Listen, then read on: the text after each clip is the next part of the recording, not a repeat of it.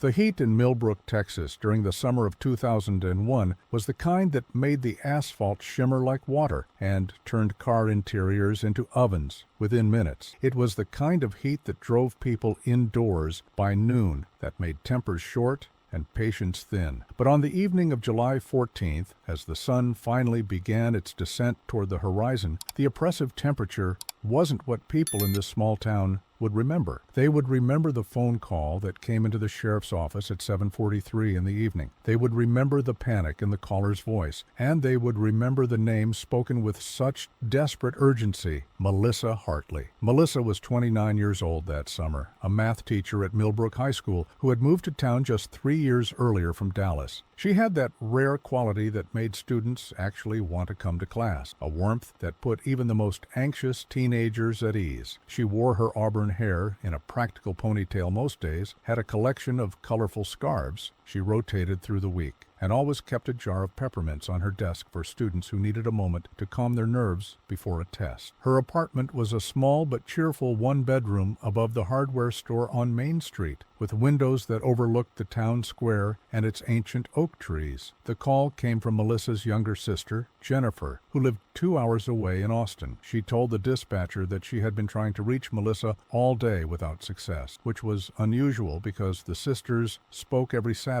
without fail. Jennifer had driven to Millbrook, growing more worried with each mile, and when she arrived at Melissa's apartment, she found the door unlocked and her sister gone. The apartment looked normal at first glance, but something felt wrong. Melissa's purse was on the kitchen counter, her car keys beside it. Her car was still parked in its usual spot behind the building, but Melissa herself was nowhere to be found. Deputy Frank Brennan was the first officer to arrive at the scene. He was a 30-year veteran of the Millbrook Sheriff's Department, a man with silver hair and deep-set eyes that had seen their share of small-town troubles over the decades. But this felt different from the moment he stepped into that apartment. The air conditioning was running, keeping the space cool despite the heat outside. A half-empty glass of iced tea sat on the coffee table, the ice long since melted into diluted amber liquid. A book lay open on the couch, its pages marked at Chapter 7. Everything suggested that Melissa had been there recently, that she had simply stepped out for a moment. But her phone was there too, plugged into the charger on the kitchen counter. What woman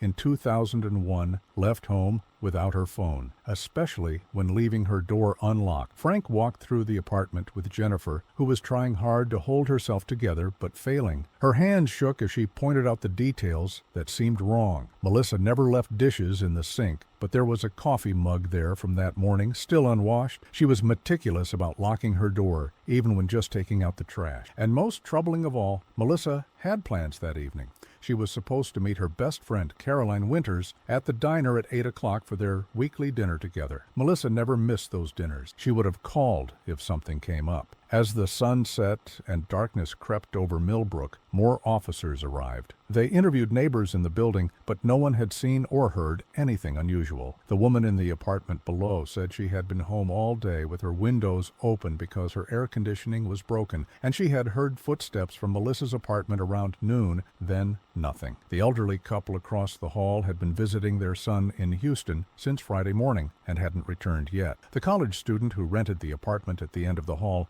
had been at work until 6 and noticed nothing amiss when he came home. Sheriff Thomas Grady took personal charge of the investigation that night. He was a broad-shouldered man in his 50s, respected in the community for his no-nonsense approach to law enforcement. He organized search parties immediately, and by midnight, volunteers were combing through the town square, the nearby park, and the stretches of farmland that surrounded Millbrook on 3 sides. They called Melissa's name into the darkness, their flashlight beams cutting through the warm night air like searchlights, but the darkness gave back nothing except the chorus of crickets and the distant bark of a dog. The first 48 hours of any missing person case are critical, and everyone involved knew it. Every minute that passed reduced the chances of finding Melissa alive and well. Frank Brennan barely slept that weekend, running on coffee and determination. He interviewed everyone who knew Melissa, creating a timeline of her last known movements. On Friday evening, she had been at the school until 5:30, staying late to prepare lesson plans for the upcoming week. Several staff members saw her leave, waving goodbye as she walked to her car. She had stopped at the grocery store on her way home.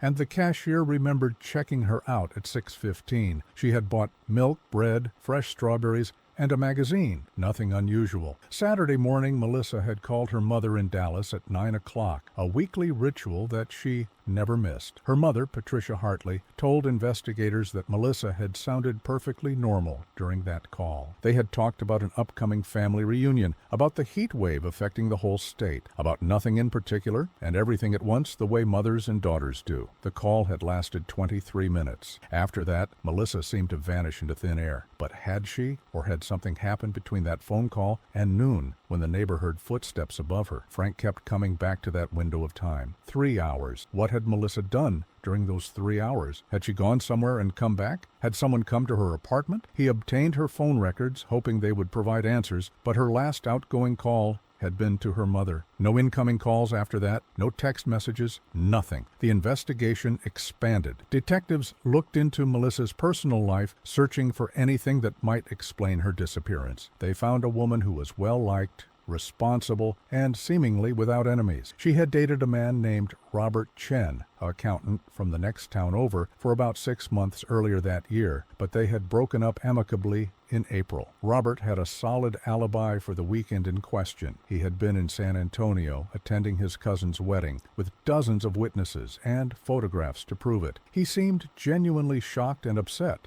about Melissa's disappearance. They investigated her colleagues at the school. The principal, Gordon Matthews, spoke highly of her dedication and professionalism. The other teachers considered her a friend. The students adored her. One student, a senior named Tyler Morrison, had developed what his friends called a crush on Miss Hartley, but it seemed innocent enough, the kind of harmless admiration teenagers sometimes develop for young, kind teachers. Tyler had been at home with his family all weekend, working on college applications. Days turned into weeks. The search parties continued, expanding their radius. Volunteer divers checked the lake 5 miles outside of town. Search and rescue teams with trained dogs combed through the surrounding countryside. The Texas Rangers sent investigators to assist. Melissa's face appeared on the news, her smile frozen in time on missing person posters that appeared on every telephone pole and storefront window in Millbrook. Tips poured in, each one carefully investigated, each one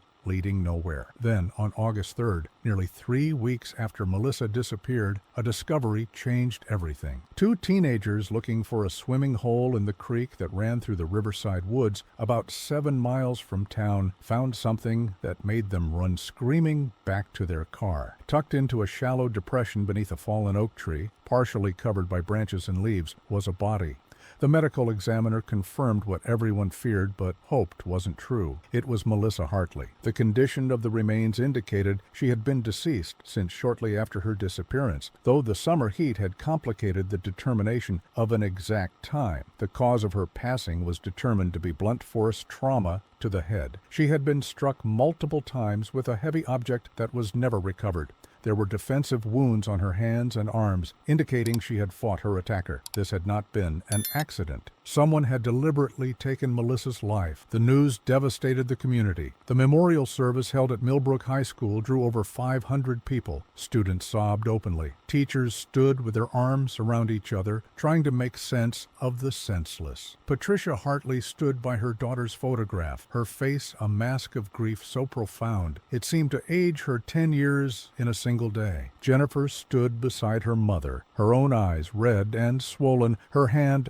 never leaving Patricia's arm. They wanted answers. They wanted justice. They wanted the person responsible to be held accountable. But as summer turned to fall and fall into winter, the case grew cold. Despite extensive investigation, despite hundreds of interviews and thousands of hours of police work, investigators could not identify a suspect. There was no physical evidence left at the scene that pointed to anyone specific. No witnesses had come forward with information about seeing Melissa or anyone else in that area on the day she vanished. Her apartment had yielded no useful forensic evidence. Too many people had been in and out over the weeks before her disappearance for any fingerprints or DNA to be definitively linked to her attacker. Frank Brennan retired in 2006, and he carried the weight of Melissa's unsolved case with him. It haunted him, this failure to bring justice for a young woman whose only crime had been being in the wrong place at the wrong time. He kept copies of the case files in his home office, reviewing them periodically, hoping that fresh eyes, even if they were his own tired ones, might spot something new. But the years passed, and the case remained stubbornly closed. By 2010, Melissa Hartley's name had faded from regular conversation in Millbrook. New families moved in, knowing nothing of the tragedy that had occurred. The current students at the high school had been in elementary school or not yet born when she vanished. Life, as it always does, moved forward. But for Patricia Hartley, for Jennifer, for the friends and family who had loved Melissa, time stood still. Every birthday she would never celebrate, every holiday without her, every milestone unmarked, was a fresh reminder of the void her absence had created. The case file was transferred to a storage facility in 2012, joining thousands of other cold cases in boxes that lined metal shelves in a climate-controlled warehouse. It might have stayed there forever, gathering dust and fading into history, if not for a detective named Rachel Voss. Rachel joined the Millbrook Sheriff's Department in 2018, transferring from a larger department in Houston where she had worked in the Crimes Against Persons unit. She was in her mid-30s,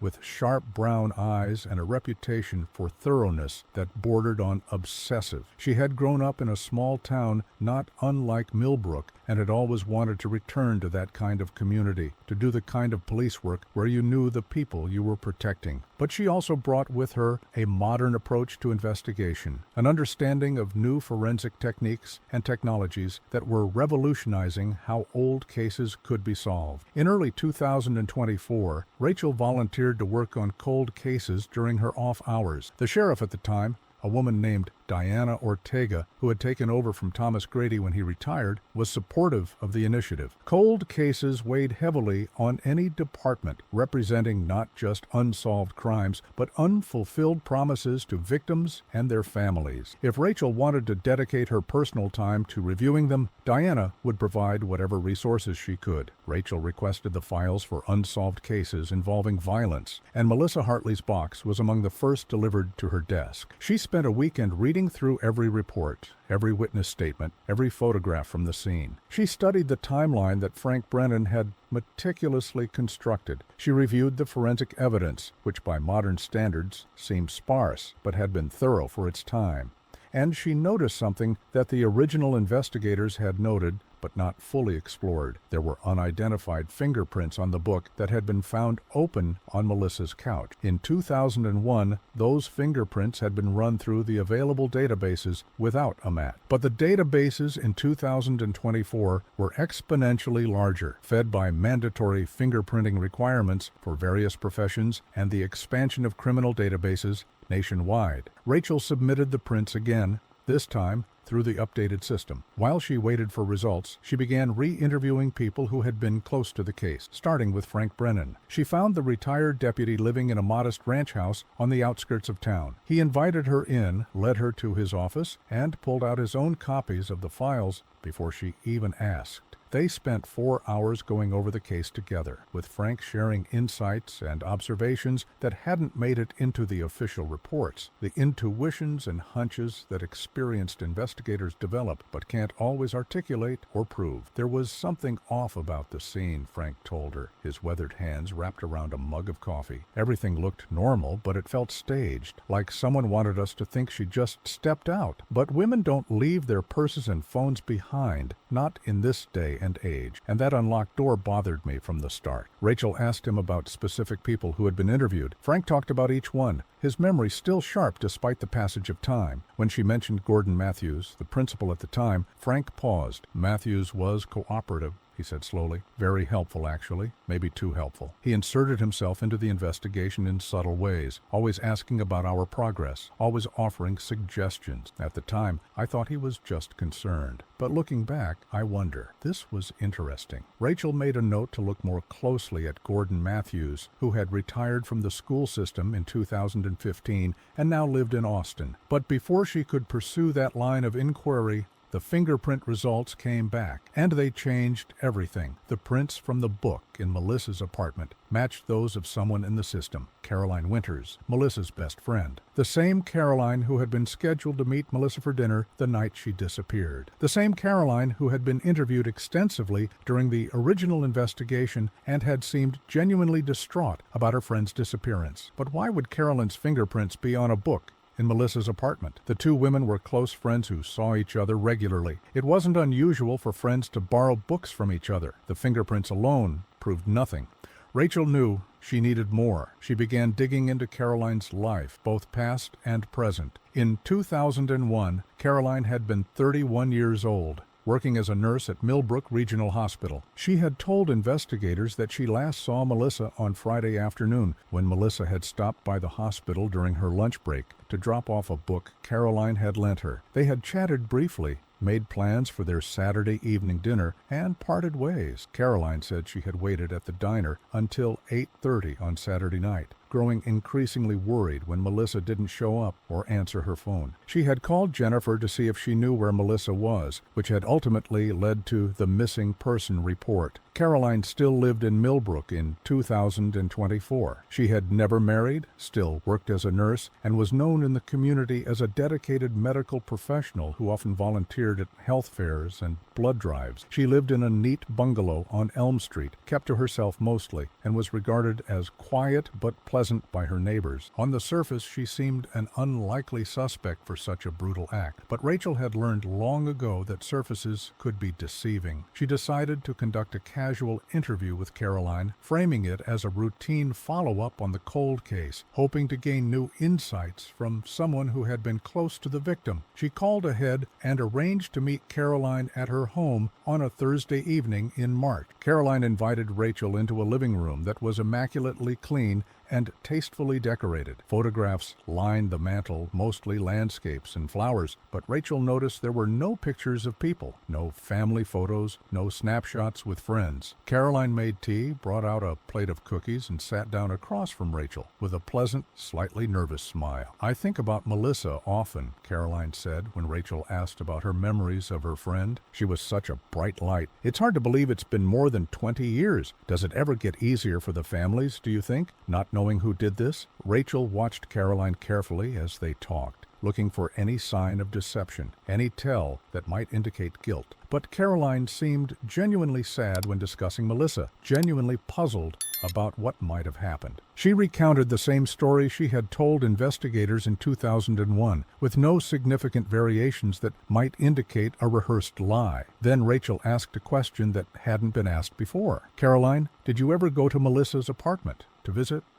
Casually?" Caroline nodded. "Oh yes, several times. We'd sometimes have coffee there on Sunday mornings, or she'd invite me over to watch movies." "Why do you ask?" "I'm just trying to understand the full scope of Melissa's social life. Did you ever borrow her book?" "Sometimes. Melissa had a wonderful collection of mysteries and thrillers. She was always recommending things to me." Caroline paused, tilting her head. "Is this about the fingerprints? I assume you found mine in her apartment. I know how these things work." Rachel kept her expression neutral. "We're just being thorough, going back over every detail." "When was the last time you were in her apartment before she disappeared?" Caroline thought for a moment. "Probably 2 weeks before. We had watched a movie together, one of those romantic comedies that had just come out on video. She made popcorn. We laughed a lot. It was a good evening." The interview continued for another 30 minutes, but Rachel learned nothing new. As she drove back to the station, she felt frustrated. Her instincts told her there was something here, some connection she wasn't seeing. The fingerprints, while not conclusive, nagged at her. They had been on a book lying open on the couch, as if someone had been reading recently. Had Caroline been there that day? But even if she had, that didn't mean she was responsible for what happened to Melissa. Rachel decided to take a different approach. She requested the original physical evidence from the case, which had been preserved according to protocol. Among the items was clothing that had been recovered with Melissa's remains, her shirt, pants, shoes. In 2001, DNA testing had been in its relative infancy, expensive and time-consuming.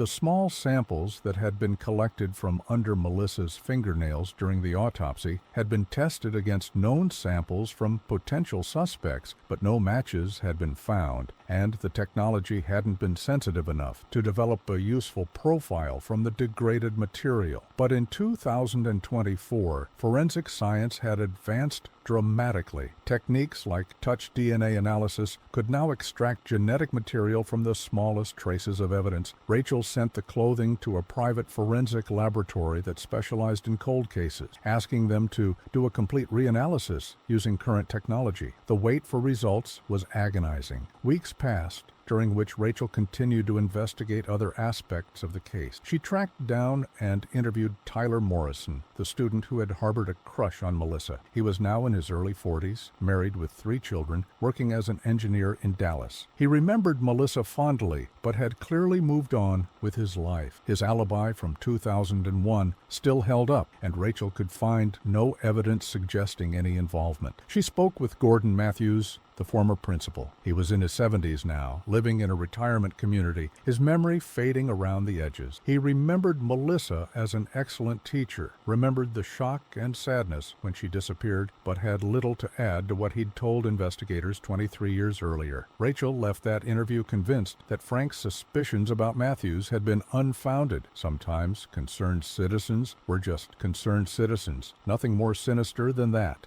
In May, the lab results came back, and they were extraordinary. Using advanced DNA analysis techniques, the laboratory had successfully extracted a viable genetic profile from skin cells found on Melissa's shirt collar in a location consistent with someone grabbing her from behind. The profile was complete enough to run through genealogical databases, a technique that had revolutionized cold case investigations in recent years. Rachel submitted the DNA profile to GED Match and Family Tree DNA, databases where people voluntarily uploaded their genetic information to find relatives and trace their ancestry. Within days, she had several partial matches, distant cousins and relatives of the unknown person whose DNA had been on Melissa's shirt. From there, it was painstaking work, building family trees, tracing lineages, narrowing down possibilities. The work took weeks. Rachel barely slept, consumed by the puzzle in front of her. She consulted with genetic genealogy experts, carefully constructing family trees that branched and intersected in complex patterns. She eliminated possibilities one by one, following each branch until she either ruled it out or found a potential match. And finally, in late June, the trees pointed to a name that made Rachel's blood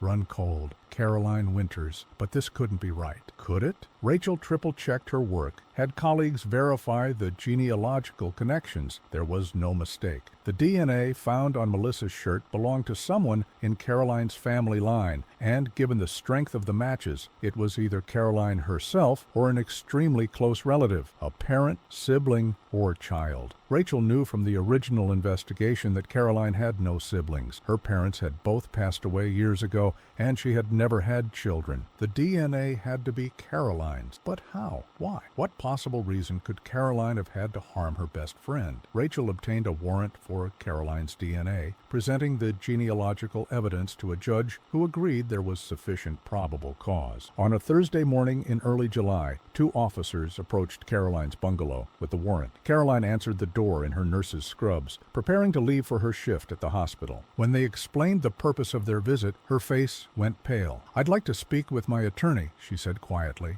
her hands beginning to shake. She provided the DNA sample as required by the warrant, then closed her door without another word. The comparison analysis came back within 72 hours. It was a match. The DNA on Melissa Hartley's shirt belonged to Caroline Winters. On July 8, 2024, 23 years and nearly a month after Melissa disappeared, Caroline was arrested and charged with taking her life. The arrest sent shockwaves through Millbrook. Caroline Winters, quiet, helpful Caroline who had worked at the hospital for decades, Caroline who had seemed so devastated by her friend's disappearance. It seemed impossible, yet the evidence didn't lie. DNA didn't make mistakes. The investigation that followed the arrest revealed a story that was both tragic and chilling. With Caroline in custody and facing overwhelming evidence, her attorney advised cooperation in hopes of avoiding the harshest possible sentence. And slowly, reluctantly, Caroline began to talk. The truth, when it emerged, was rooted in obsession and jealousy that had festered for years. Caroline had met Melissa in 1998 when Melissa first moved to Millbrook. Caroline had been drawn to the younger woman's warmth and energy, had wanted to be close to her, had cultivated a friendship that Melissa had welcomed.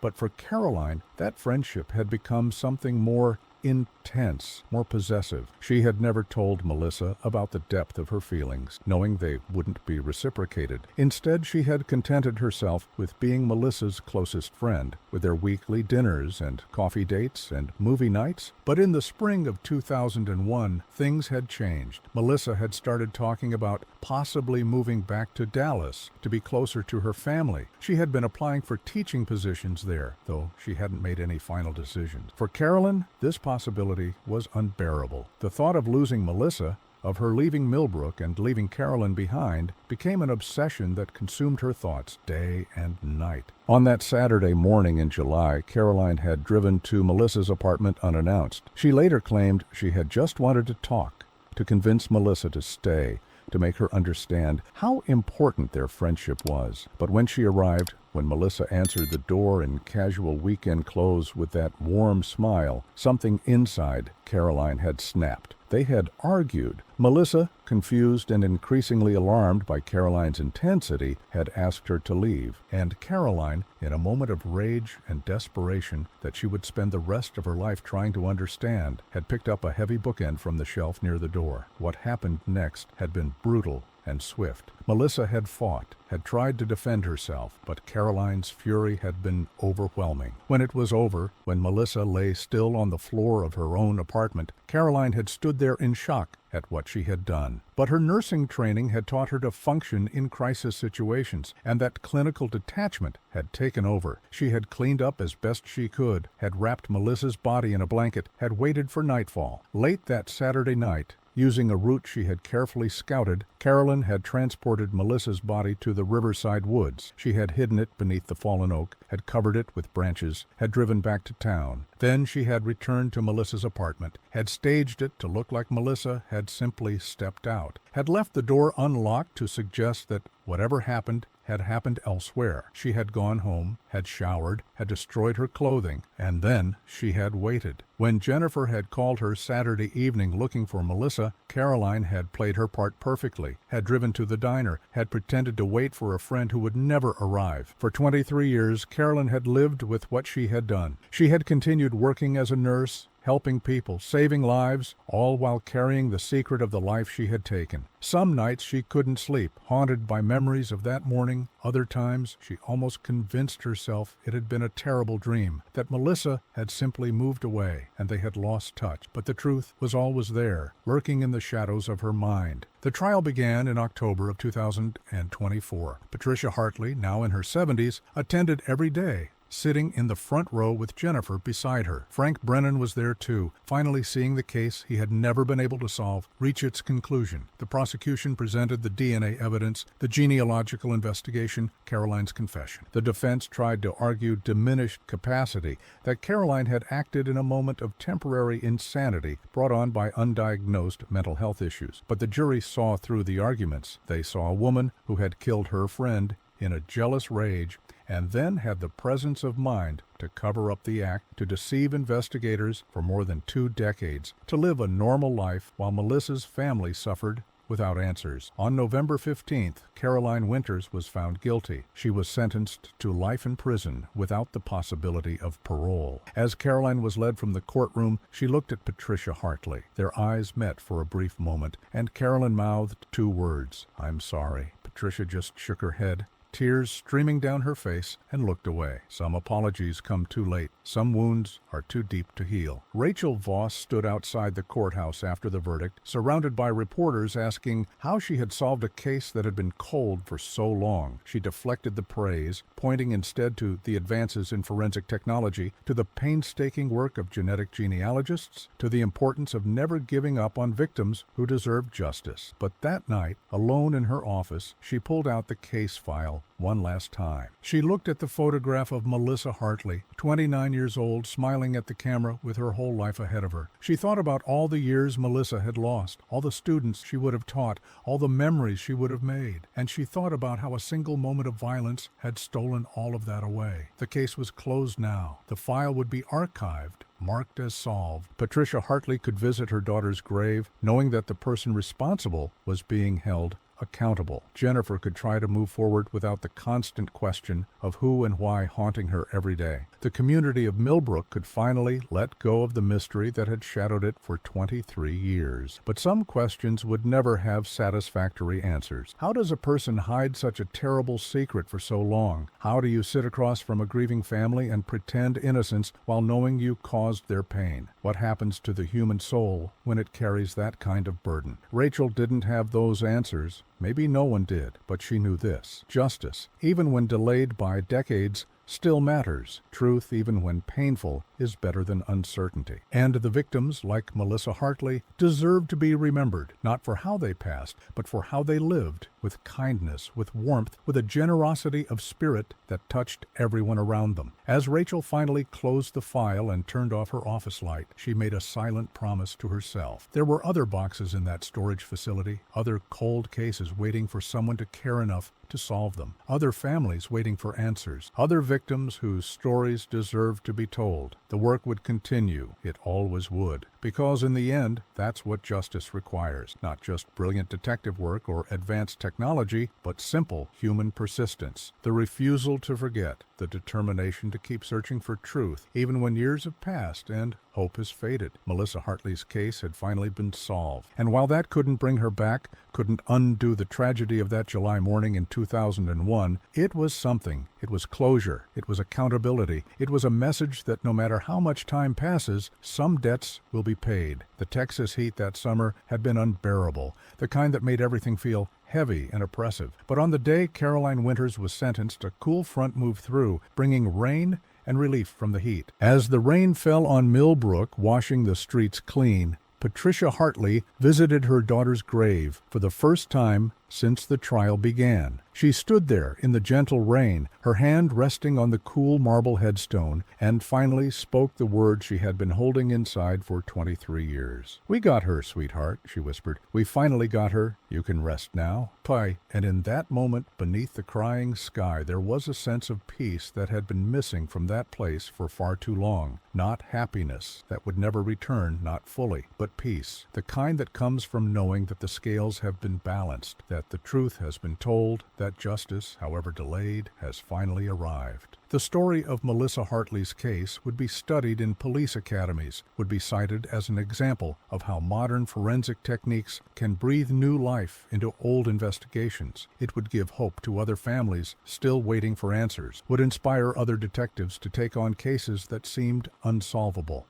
And it would serve as a reminder that time, while it may obscure evidence and dim memories, cannot erase the truth forever. In the end, that's the lesson this story teaches. Evil may hide, may wear a friendly face, may walk among us undetected for years or even decades, but it cannot hide forever. The truth has a weight to it, a gravity that eventually pulls it into the light. And when it emerges, when the mask is finally removed, justice must be ready to act. Caroline Winters would spend the rest of her life behind bars, a fitting end for someone who had imprisoned herself in lies for so long. Her nursing license was revoked, her reputation destroyed, her freedom taken away, just as she had taken Melissa's. She would have years to contemplate what she had done, to sit with the weight of her actions in a way she had managed to avoid for 23 years. But this story isn't really about Caroline. It's about Melissa, about a young teacher who loved her students, who called her mother every Saturday,